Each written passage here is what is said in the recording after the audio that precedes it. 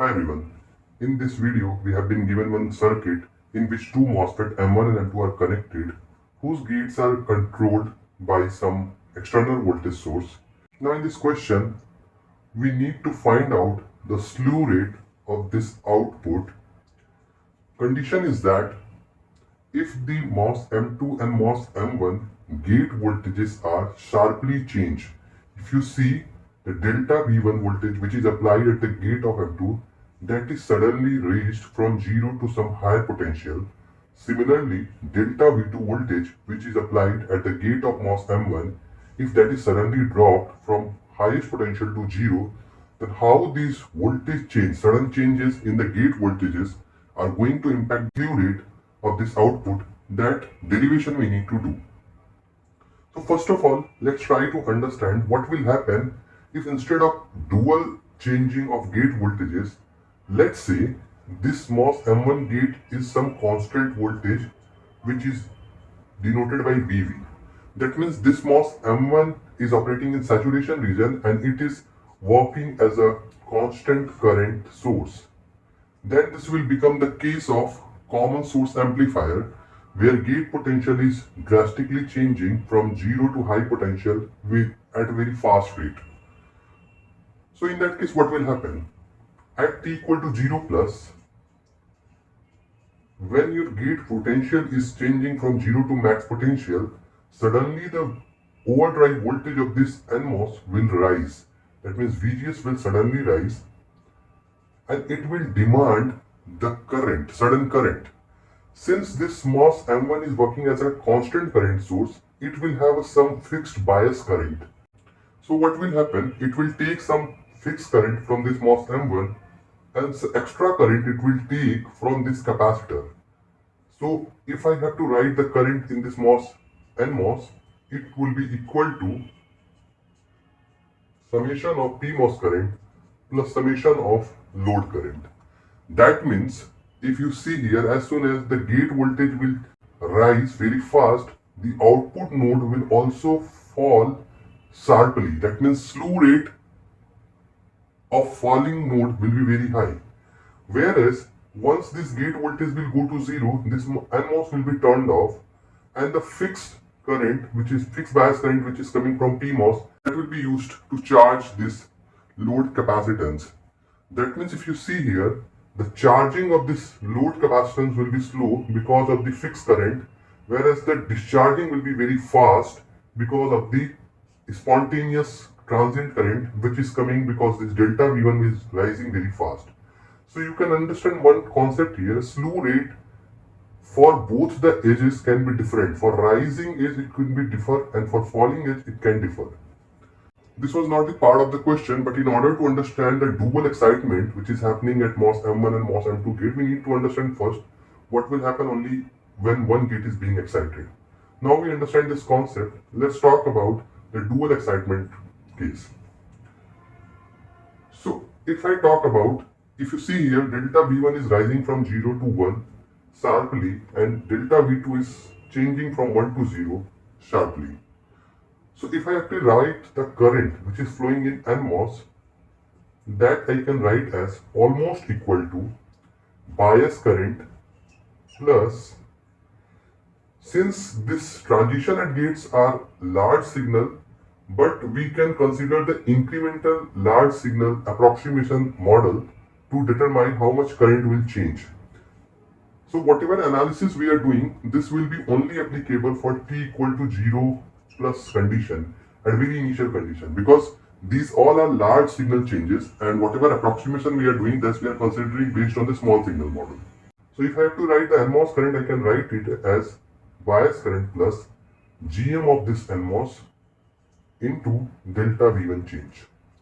Similarly for PMOS, I can write it should be equal to same I bias current plus GM of PMOS into delta V2.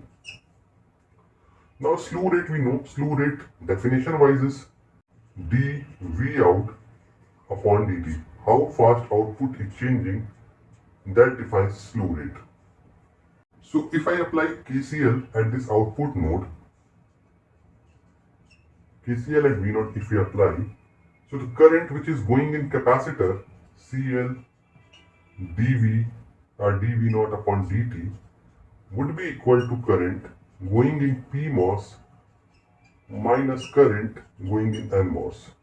So whatever current this PMOS will flow because of the sudden change in the voltage, the maximum current will go in this NMOS and the remaining current will use to charge this capacitor. Now as I mentioned, slew rate is dV naught by dt. So from here if I divide this term by CL, I will get the value of slew rate. Now we already have written the value of current in NMOS PMOS at t equal to 0 plus, how the current will vary. Let's put these values in this equation. So what we will get? If I put the values here, I will get dV naught upon dt would be equal to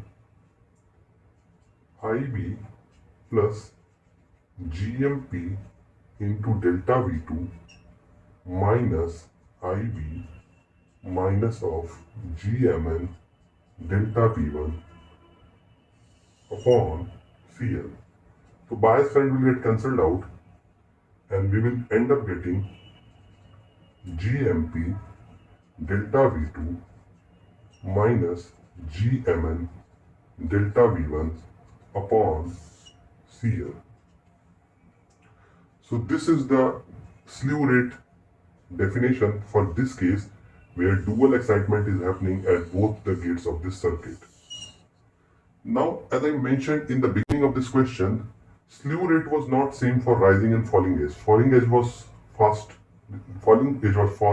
compared to rising edge when only one gate was being excited.